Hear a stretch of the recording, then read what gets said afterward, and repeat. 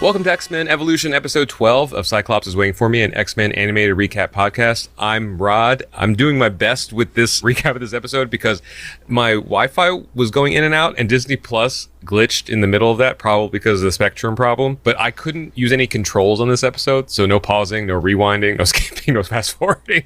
So we're just going off the fly with my already goldfish memory. Well, at least you type out your notes, because I'm JC and I handwrite my notes as I'm doing this. I don't think I would be able to handwrite my notes if I couldn't pause the episode. One thing going on with me, I'm currently in a fundraising mode for Extra Life, which is the Children's Miracle Network Hospital charity. I will make sure we throw a link on the feed. If you want to do a $50 donation to the Children's Hospital of Los Angeles through our link, you can get a video of me Smirnoff icing myself, and you will have that sent to you as well as tagged on Instagram, because I will drink really, really awful alcohol for a good cause. Very nice. Yeah, it's for the kids. Yeah, and Rod and I have talked offline possibly about something we may do that ties into the stream I do on the first weekend of November, possibly. So we'll see if that comes to fruition. Regardless, I will be doing that. Rod tends to pop into those streams at 1 in.the morning, historically. Yeah, physically.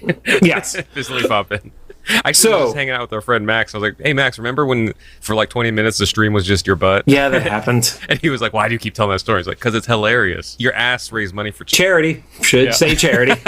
Cyclops is Waiting for Me is our weekly podcast series. We're going back and watching every single X-Men animated episode we can find, along with some bonus episodes. Our first series started with the original 1992 X-Men, the animated series, building up to the release of X-Men 97, which we still, at the time of recording, have a possibility it's coming out to Disney Plus in this year, 2023. We don't know for sure, but as of right now, it's not here yet, so we found some other stuff to cover. We'll know that there's a death knell if like all the episodes drop at once, unannounced, like in the middle of October. Like, ooh, not too much faith in this one. That's going to be like one of those moments where you and I are just like, can you call out of work tomorrow? We just have to record all of it. Some quick reminders. We are a recap show about a series that started over 20 years ago. There will be spoilers, especially if you hang out on our TikTok, apparently. If you don't want to spoil for you, pause the podcast or don't read those comments. Comment, please, but don't read the comments. But watch the episode and come back. We are currently not sponsored or affiliated with Marvel Animation, Disney, or Disney Plus in any way. Do want to shout out, though, our good friend Ron Wasserman, who wrote the original X-Men theme song for 92 series and also co-wrote with me the theme for this podcast, has, hopefully by now that you're listening to this, has released his own remake of the original X-Men 92 theme song, which is already really cool because he's already done the Power Rangers theme song the way he wanted to. But also, if you've been on like Instagram or TikTok, you know that when you try to look for the X-Men theme song as a sound to use, it's just not there, right? Yeah, you can find other people's like versions that I'm sure they work very hard on. They're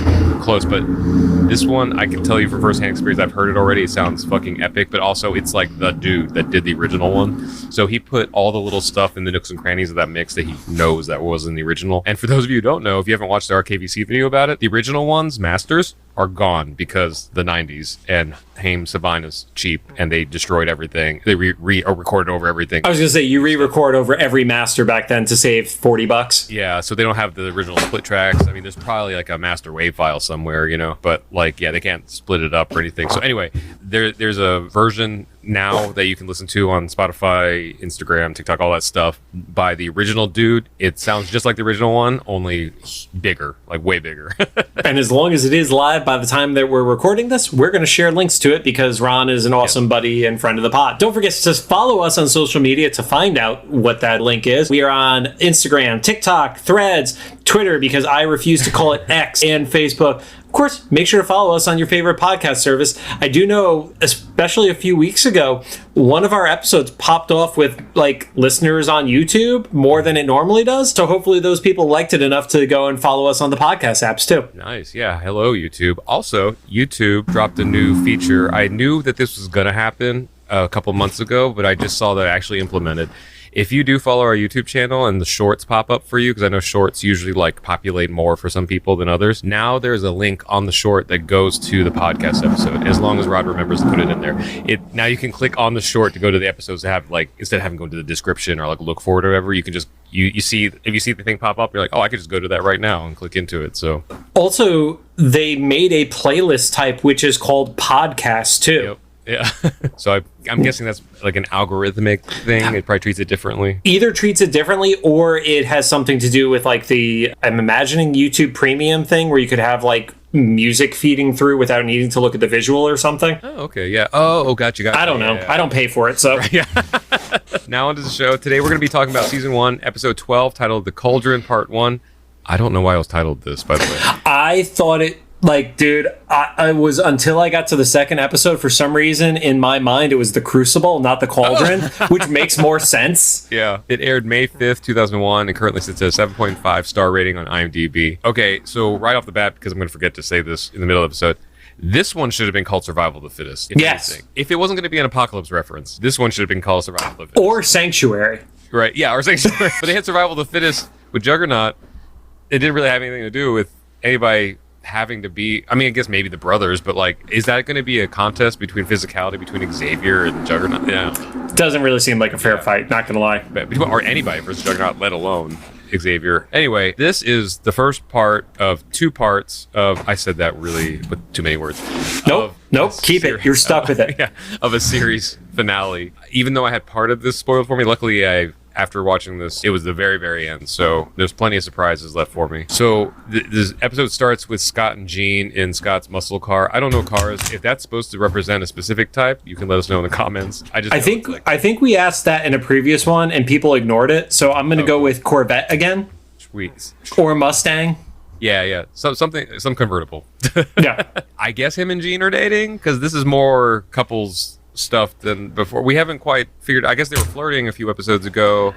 I don't think they're official yet. Okay. Until you see a kiss in cartoons, they're not dating. That's my theory. Does that mean they're married? Or there's 92 rules? Yeah, I mean, you go from single to married very quickly. I got the vibe, especially as this and the next episode continue to progress, that they are not officially a thing yet. Okay, it's fair. And so Scott, I think she wants it to be, but I don't think it is. He's at least trying to impress her because he kind of like donuts almost into the mansion, you know? Not quite, but like there's like he's zooming in really loudly, you know? And that mansion is way bigger than I thought it was. Like there's a literal circle at the entrance he can like zoom around, but he hops out and he's like, yeah, the weekend, so they must have just gotten back from school on a Friday, right? And that's why I interpret like them not necessarily being dating yet, because it was like, oh, they're just the seniors who are leaving class at the same time or something like that. I keep forgetting that they're supposed to be like considerably older than the other, or high school. They're at least the juniors or seniors of the group. Yeah. And then Jean's like, except for your homework. Yeah, you forgot your homework, and she picks up the bag, and it's like, he didn't forget his homework. It's not like he left it at school, Gene. Yeah, like he's probably just waiting till Sunday night to do it. Like all of us did. Right. Or, you know, to date this episode, we're recording this the Thursday before Labor Day weekend. As soon as we're done recording, Rod is mentally going offline until Tuesday. Yeah. And by mentally going offline, it means we're going to be drinking a lot for your birthday. Yes, yeah. Well, so Sunday is my birthday. There's that, but also leading up to that, I'm just going to be like, I worked too hard this week. You did. Take the weekend off. You added enough of my bullshit on this show. You deserve a break, Rod. This is the least of it. But it's still part of it. But while she's trying to be like the downer on Scott's weekend, he's not even in earshot anymore. He's like long gone. Yeah, he fucks right off. She sees something in the trees, and this is normally where I would rewind to see if I could see it, but once again, I had no controls because of Spectrum and or Disney Plus this time. It was a shadow that, if you were able to look carefully, looked like Toad. Okay. Yes. So yes. I was in the same situation as Gene. I was like, what was that? And then it zoomed again. I was like, still don't know. It was a cat. Yeah. So she thinks that it's Kitty climbing trees, which it's a really weird accusation to yell at a teenager. She did climb trees in the last episode. I know, but it's just like she's not jumping from branch to branch. Yeah. Here's the thing. I would assume it's Kurt before I would assume it's Kitty. And then, did she say that eventually, though? Was it Kurt, you're messing around or something? She thought it was Evan who was messing around. That's right. That's also another weird one. Yeah. I don't see Evan climbing trees, personally. Because he's a skateboarder. If anything, he'd be... Yeah. I don't know. Okay, yeah. So Gene's just not in... Gene's drunk. Yeah. She's icing, too, for extra life. So she decides to do the thing that all white girls in horror movies do and go into the woods alone when seeing something suspicious. Yep. And then I couldn't help it. There was a well there. I was like, this is going to end horribly. Also, is the mansion on well water? Like, what is this? Is something so weird. Also, the mansion is above a hangar. Yeah. So how deep does that well need to be to hit the water line? They're on a cliff. Yeah. I don't know. The geography of this mansion just breaks me every time. Doesn't matter whose show it is. Yeah. Then she like telekinetically like removes a bush out of the ground, which I'm sure Xavier and the landscaping crew appreciate. And Toad's underneath it. Behind it, not underneath it. Behind it, yeah. And they fight a little bit, but he's being like weirdly cryptic about saying like, I gotta win this, I gotta prove myself. Yeah. And stuff. And once again, I'm in the same position as she is. She's like, what? Okay, whatever. You just think he's being weird because he usually is. I love that he basically like tries to attack her with a stick. And then he straight up sweeps the leg. Like he like totally Cobra Kai's it on her. Yeah. Yeah, it's weird because he shows like some signs of like being a little bit of a trained fighter, but then also like you're fighting someone who has telekinetic powers. And he's just not everything. Every time he like literally throws a punch, he's getting stopped by something in thin air. Yeah. Yeah, I mean, he keeps talking about how he wants to prove himself if he wins and stuff. And the fight ends with her throwing him down the well telekinetically. And then an orb arrives out of the sky, and that was genuine confusion from my side. So there is a show, it's a British show, and it was essentially like about a cult. And there was an orb that was how they kept people from escaping the cult. Okay. I can't remember the name of it. I've only seen it like referenced in YouTube videos, but that is what the visual reminded me of like the weird security protocol or something like that kind of thing. Gotcha. Yeah. Because it opens and then it has like Dr. Octopus arms come out of it and grab it. Like the tentacles. I actually said, yeah, like, so it opens, and then, is that Omega Red? Because they were white tendrils, so I was like, this would be some weird, like, alternate origin of... It doesn't make sense in being there, but... The only reason I wouldn't assume it was Omega Red is because of how they were thick, whereas his tendrils are usually on, like, the skinny, ropey side. Gotcha. But it grabs Jean, throws her in the orb, and then just flies away. And then Toad says he should have won. It wasn't over. I still could have won. I was so genuinely confused. So many things. It was like when I watched Asteroid City by Wes Anderson. Like, I can tell you what happened. I can't tell you why any of this happened. I mean, the same could be said about the Justice League movie, but anyway. Nobody likes DC. And then it cuts to the intro. When it comes back from the intro, to add to the confusion, we're just on a tropical island. I don't know what I expected. I guess because this was going to be like a series finale, I thought it was going to be a little bit more familiar. Season, not series. Oh, it's not series. Season finale. Settings were going to be a little bit more familiar, but they are subverting all expectations.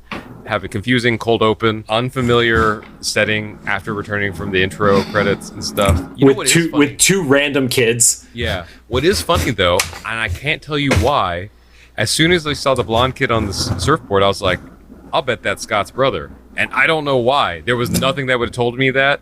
And also, I don't know characters well enough to be able to get that from people, you know? And I'll also even add to your credit, Rod, his hair traditionally does not have, like, that down surfer look. It's usually a little more like buzzed on the side, pushed up, like a little bit more like what it was in X-Men 92 in his appearance there. So props to you. And is he ever portrayed as like a surfer dude? Not in the versions I've read. So like I said, I can't tell you why. The stuff I've read, which is post X Factor versions of him, he's very angsty. So I guess the only maybe that could have been is that whole cold open kind of like subliminally primed me to think that because it had to do with Scott and Jean. I don't know. I don't really have an explanation for that. It was just like a weird instinct, and I was like, huh, I'm right. Then these two random kids that we never see again that just like, I understand you see your friend and you're like, oh, they just want to chill. I don't know if I would do the same thing if they were the only ones out in the ocean, because I used to live out on the East Coast, and I don't know how other friend groups work, but like number one rule is like you don't ever leave anyone alone in the ocean, no matter how comfortable you are, because ocean is wild. Anything can happen, you know, like especially if someone's like resting and you don't know they're sleeping or something. There's tides, there's waves. There's sharks. You're right. Yeah, we know there's sharks now. Yeah, we literally know there's a shark. So they just fuck off and never return. Awful friends. And he's out there, and I thought that maybe it was going to be this orb thing again. Or I thought it was going to be like a different mutant. I wasn't expecting it to actually be a shark that attacks him from under the board. Yeah, I rewrote like even Mystique in transformation mode. Right. Yeah, now that we know that she doesn't have any limits, I guess. Yeah. So far, the only thing that we haven't seen her turn into is inanimate objects. We'll so see, far. Yes.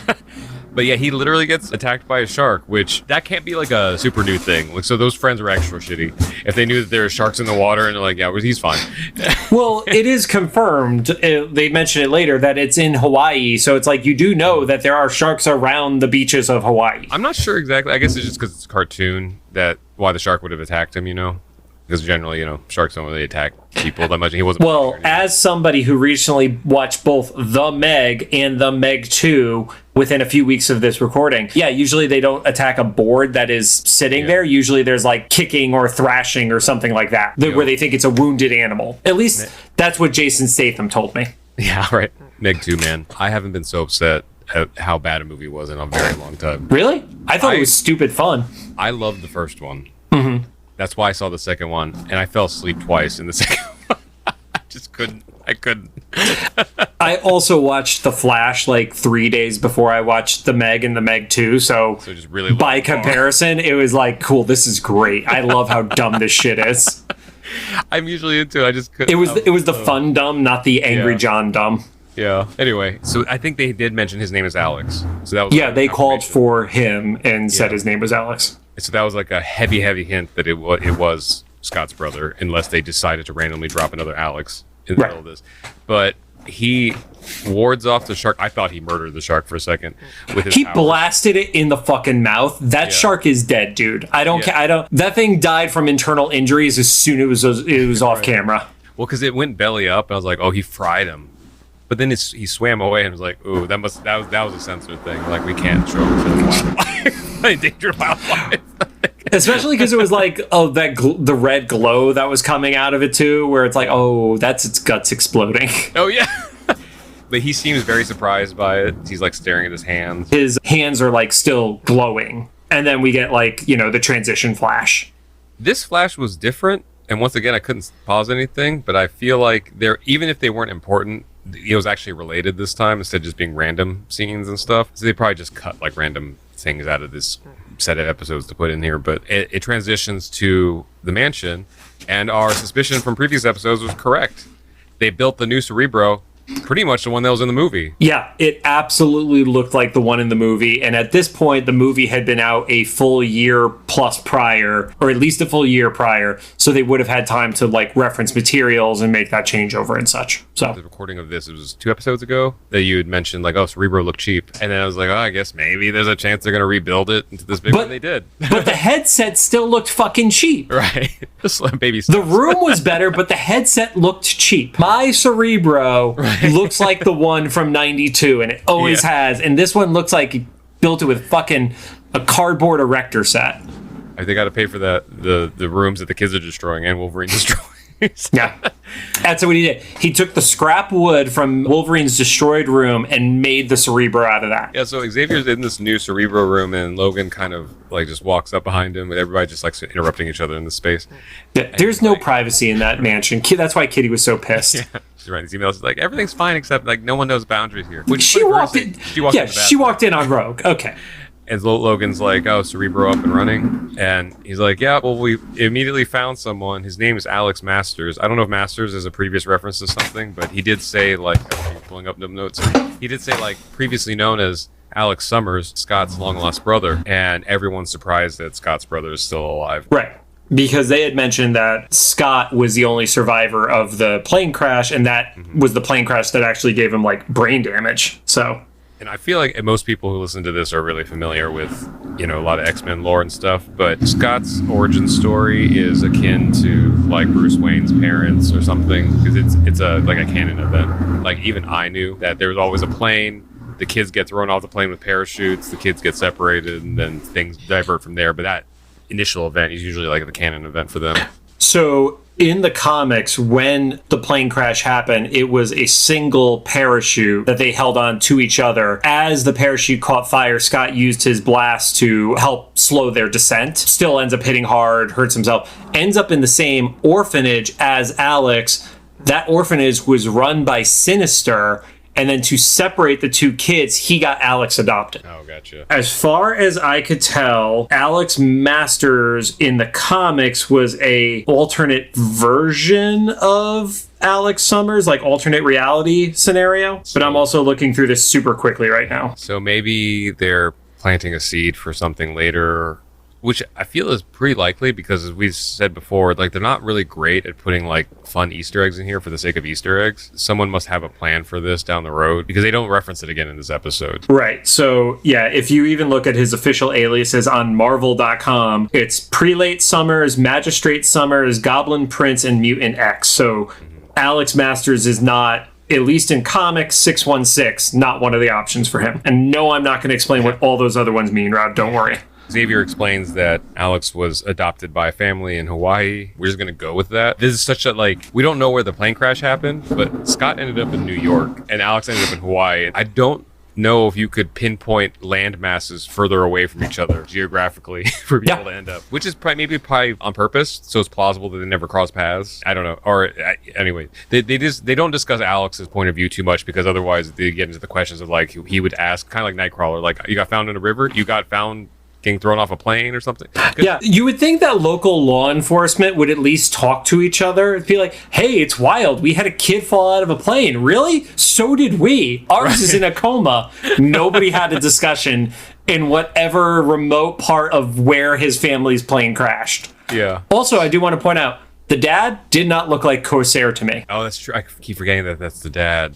So they're probably not going to use him this time. I don't think they're going to touch the Starjammers in this. He gave me no vibe that was Corsair. Yeah. Swashbuckling scumbag. I did not get that here. Yeah. So Xavier tells Logan's like, well, get the jet ready. We're going to go to Hawaii. And then before the jet gets there, they cut back to Hawaii. And you see that Alex is coming up on shore, fully intact. He's not injured or anything. He's just coming back from surfing. Aside from shark blood all over him, probably. Yeah, right. And guts and stuff. And Magneto finds him. I think, if I remember right, this might be the first time Magneto reveals himself to, like, someone other than Mystique or Xavier, like one of the kids. Also Quicksilver. Quicksilver, that's right. Yeah. Which is his son, so yes. Understandably so. Yeah. So this is the first time we've seen that he's approached, like, a stranger, essentially. Starts talking to him. And then it is like an ominous cutaway. So I think you're supposed to, like, get the impression, like, oh no, he's in danger. Well, Alex straight up calls him a creep, too. Yeah, well, yeah, fair, because he's a kid. And then some dude who is... So this is 2001. This is a man who was a child during the Holocaust. So that age. And he's like, hey, kid. So on the beach. We don't know for sure they're going with that origin for him. Yeah. We don't know yet. We're making assumptions, but it's still an old dude on a beach. Yeah, right. Also...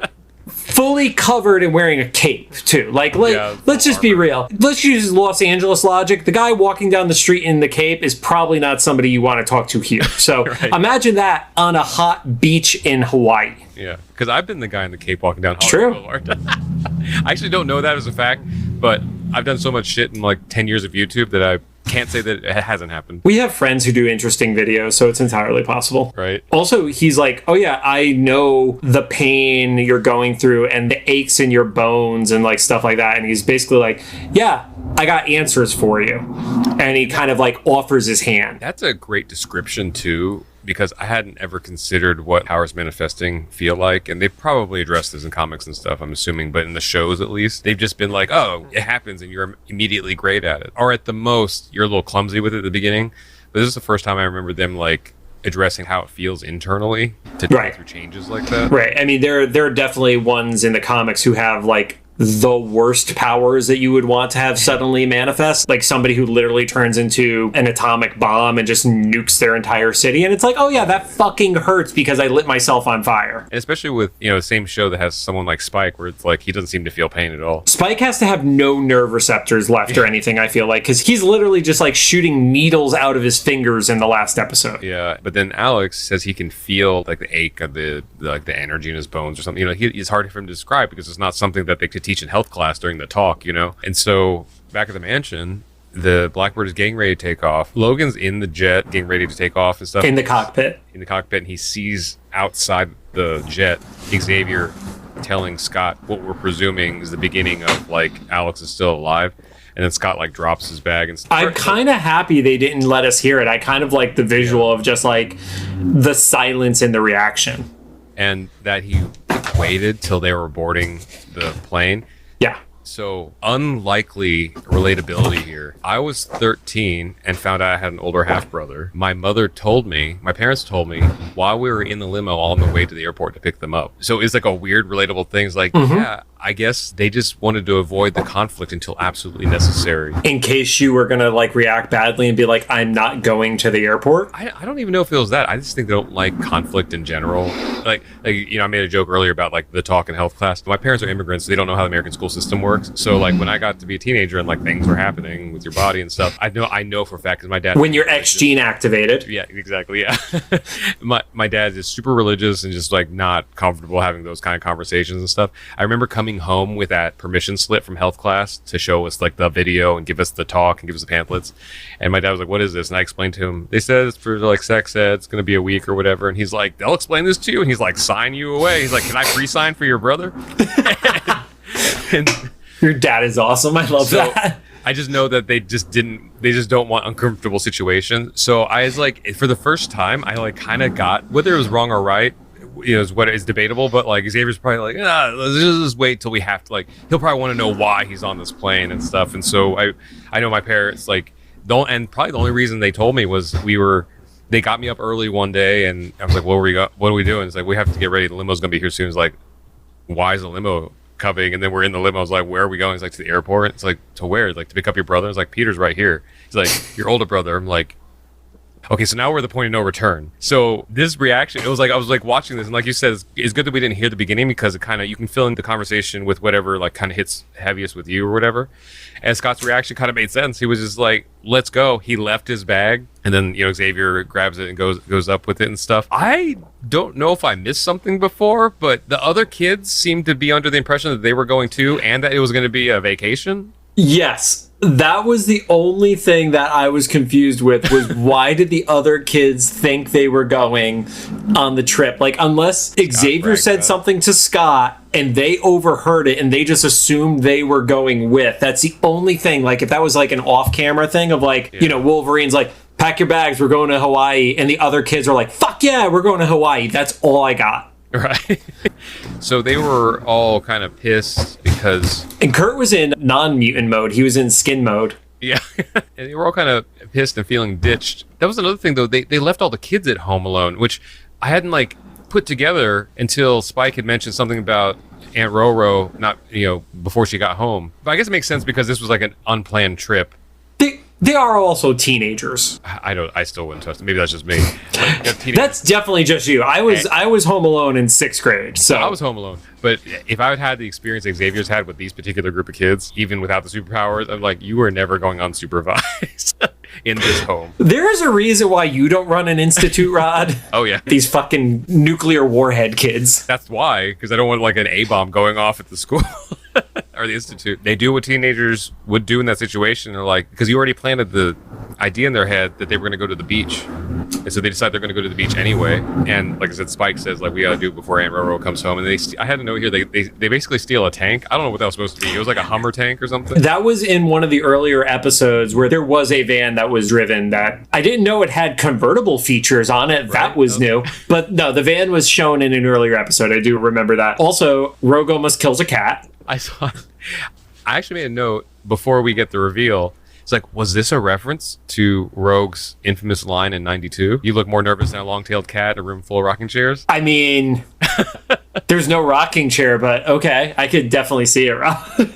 I mean, even if it was like a loose one, if like one animator was like, oh, if someone's going to trip over the cat, it should be Rogue. Like, that kind of be pretty funny. And I love how they're just like, well, Jean could go fuck herself. We're just leaving her a note. I didn't even think about that. They left Jean alone. Well, they literally said that, too. They were like, yeah, we couldn't find Jean, so we left her a note. They were kind of painted her as a square because she was like, not forgetting homework. We didn't really look for her, so we just left a note. And this is all happening at like 4 p.m. on a fucking Friday. Like, let's be honest. Like, this is all like tail end of the day. Like, it's not even sundown yet. So between when they got home from school to now, so this is maybe 2 hours later. And then the cat is revealed to be Mystique because why not? She just can turn into any animal.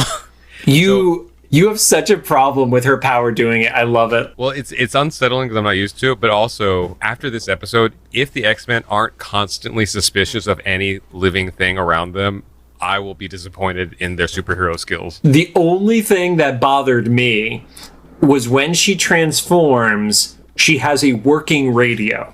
I didn't even think about that. Where did it go?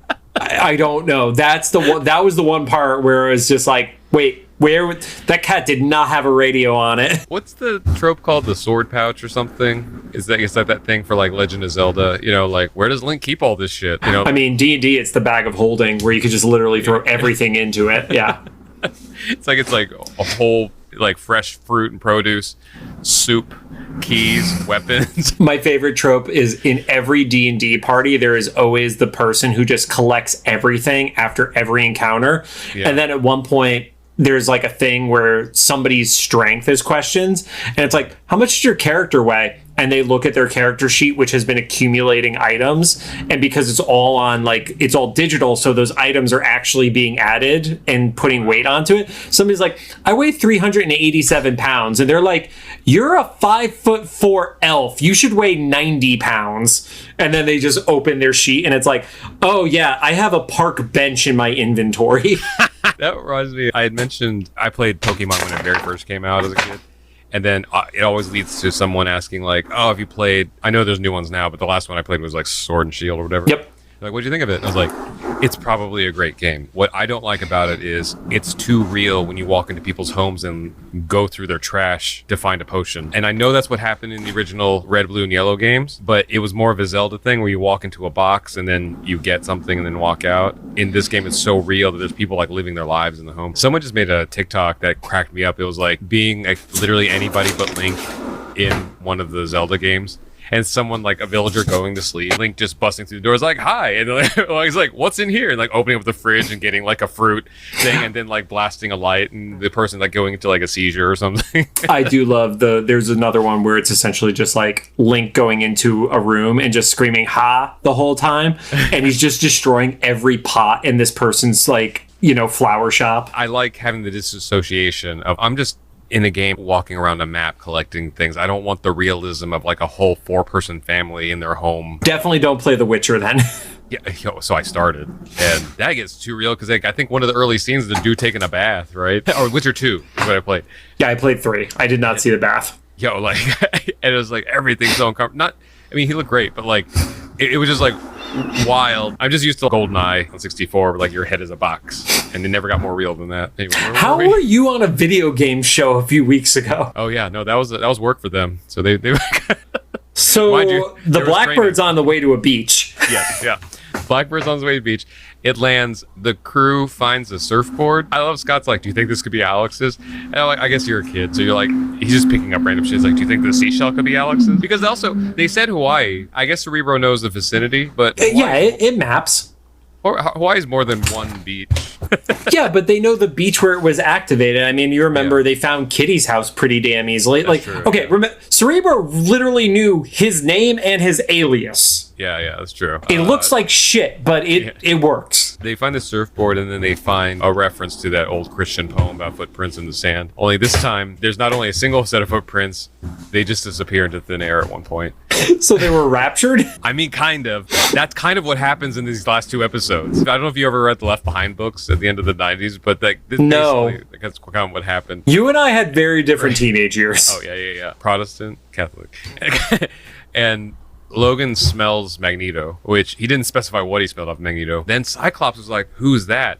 That was a cool moment. Yeah. Like, oh, man. I literally wrote Cyclops doesn't know with the exclamation point because, like, they knew who Mystique was, even if they didn't know that she was the teacher until the reveal episode. But he doesn't even know the name Magneto. Yeah. Like, that's massive, I feel like. And that's one of those things that I feel like Brett was referenced a while back where Xavier's like, we'll tell things to them in time. So I guess they just didn't bother to bring up Magneto. Yeah, his greatest foe, right. Who has literally attacked him at the mansion. Oh, that's right. I forgot about that. Yeah, he's literally showed up and thrown him into a window, Dude, he knows where we live. Yeah, that's wild. And he knows that there's an institute because he addresses like how naive it is for him to have it there. He says he's proud of the kids. Yeah. Oh, ugh. Yeah, you put a target on their back. Yeah. The kids are like the Aunt May of this group. Then Xavier tries to reach Magneto telepathically. So a little bit of a minor nitpick. In previous incarnations of this dynamic, I know Xavier can't reach Magneto, right? Through the helmet? It's usually that he cannot affect him through the helmet. Okay, so he can still talk to him? I think I've never seen it, so it could go either way. Yeah, so I just under the understanding that Magneto wears a helmet specifically because of Charles and to like keep him out, basically. But then the Blackbird just kind of goes all like wompy jawed and gets dragged away. It looks like... What phrase did you just fucking say? Wompy jawed? That's some shit, Rod. I've literally never heard that in my 40 years on this fucking planet. I grew up with Southern friends. Yeah, you did. The Blackbird looks like if an invisible, gigantic toddler grabbed it and dragged it away. That's the motion. Because it flew away, but not stably, if that makes sense. It was not smooth as you would expect. Yeah. Logan jumps up on it, and he gets lost with it, gets taken with it. He grabs onto the wheel of it, which I feel like is a very challenging spot to climb up to the rest of a plane from, but he goes for it. And so the Blackbird is like long gone. It made good time. So it's just Scott left, and then Alex appears out of nowhere, and I was like, oh, fuck, how did fucking Mystique get here so fast? It's never who they really are, except this time. It really was. Except Alex. It is. Alex appears, and he's like, don't worry, Magneto just wants to show Xavier something. I was like, when did he find out who Xavier was? I guess Magneto told him. Magneto gave way more information to Alex in 5 minutes than Xavier has given Scott in years. And I'm guessing Alex didn't see how that takeoff went, because that didn't seem like a friendly, like, let me just show you something. Well, he knew that he was like trying to like separate them. Yeah. And so he's like, but I want to show you something too. And it's like, oh, this is definitely Mystique, isn't it? Like, well, he's basically like, Magneto told me you were coming. And Cyclops is like, well, he literally kidnapped my professor. And it's like, no, we just, we need to show you stuff. So they go behind the hill that he popped out of.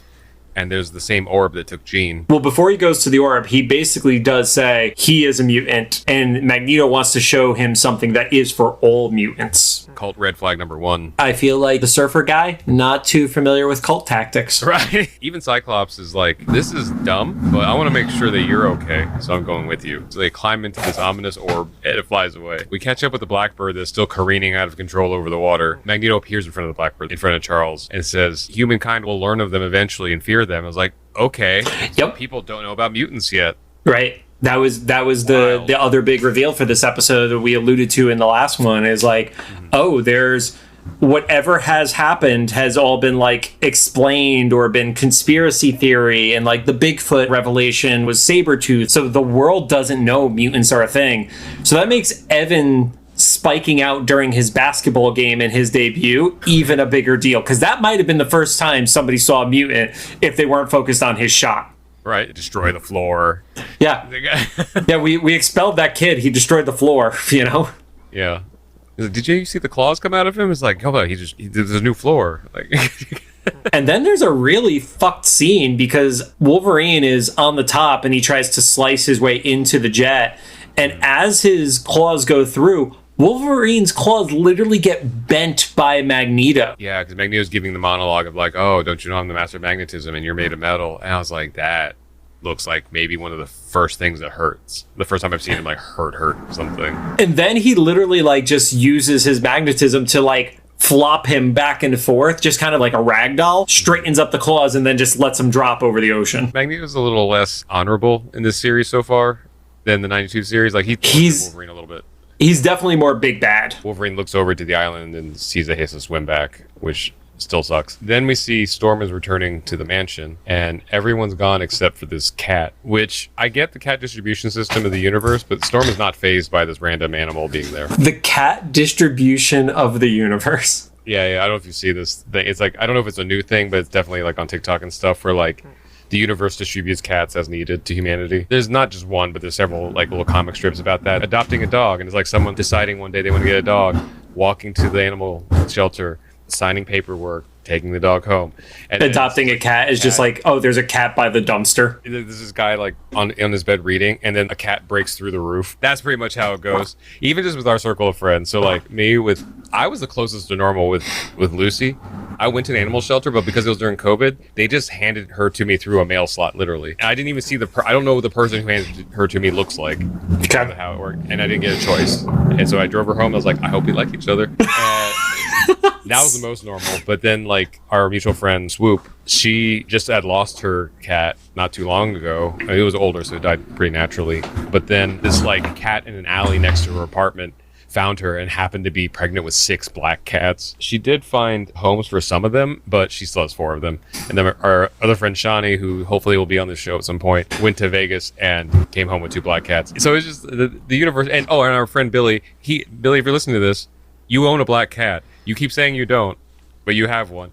I was literally going to ask if Billy's was also a black cat. Yeah. No, everybody has a black cat. They're the best. But there's this cat that was outside his apartment, and it keeps running into his house whenever he opens the door. Twice at least, he's showing video on his Instagram stories of the cat, like, rolling around his bed. It's like, that's your cat now. Anyway, yeah, Storm's not fazed by it, at least at that moment. A little bit later, Storm shows a little bit of evidence that maybe she had some inkling, because she's walking through the mansion and no one's there. The cat follows her, and then we see the silhouette of the cat turning into Mystique, and Storm's like, it's you, And it's like, okay, so maybe there's a little suspicion there, or the noise of whatever the morphing sounds like. Yeah, and then Storm just straight up zaps her. I love that, because Mystique, what was Mystique gonna do? So that's one of the things that hasn't really been addressed until we get to, like, the fight scene here. Like, she's a skilled assassin and could kill most people in, like, a hand-to-hand combat scenario. Like, she is actually the kind of person who doesn't need a weapon to murder somebody. But I feel like she knows enough about Storm to know that lightning is one of her powers. I don't disagree with that.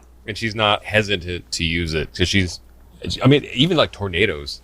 Like, she would have thrown a tornado at her or something. Like, there's so many things. It's not important. So they get in a little bit of a fight, or they start the fight. And then I thought it was weird that we kept cutting away from these little battles, but we'll see why in a little bit. We get back to the kids on the road trip. They're driving along the side of a dangerous mountain, because apparently this is the only kind of path there is where they live. Also, knowing that portion of the country, that is not like a thing. That is like a West Coast, like having like the cliffside stuff. Like, that is not something by Westchester near a beach. That's hilarious. Yeah, so who knows where they are? Yeah.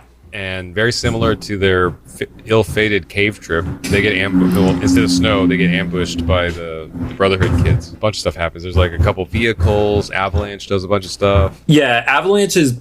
Here's the only thing. Avalanche is both driving and also using his earthquake power simultaneously. So he's drained by this point. And you see that he's in the car, Quicksilver and Toad are in there. Spike is literally shooting spikes back at their car, and he hits both headlights, but he does not hit the tires. Yeah, I didn't know what the point of the headlight thing was, because they were in the middle of the day. I think it was showing that Spike missed. I think that's all it was. Kit Quinn's theory of, like, he's a little too confident at his age. Yeah. Toothpick. So Lance continues to try to get them off the road. He succeeds. They basically go like down like one of those like service roads and just smash right into Blob. Oh yeah. And he was unstoppable or unmovable. Is that what he? Immovable. I don't know if I'm wrong or not, but is this the first time someone called Lance Avalanche? Or has he been called that before? Quicksilver calls him Avalanche. Doesn't Mystique say her Avalanche or something like that in his intro episode? At the end of the episode when she met him, I think she said it. Okay. But I do think it's one of the times where he's addressed by a code name, and the only costume that I don't connect with of all the costume redesigns is his. I don't know. That one doesn't work for me. All the rest, it all fits the characters. That one's like, huh? The Brotherhood kids start to square off with the X-kids. We cut away like we did before. Logan's crawling up on shore. Sabretooth's there, because why wouldn't he be? They start to square off, but then they cut away again. And he notes that he wasn't dropped there by accident. Oh, that's right. Yeah, he's like, that can't be an accident. Yep. And we as the audience now know that, because now we've had like three cutaways of like square off starting. Right. We still trying to figure out why it's called the Cauldron. Yep.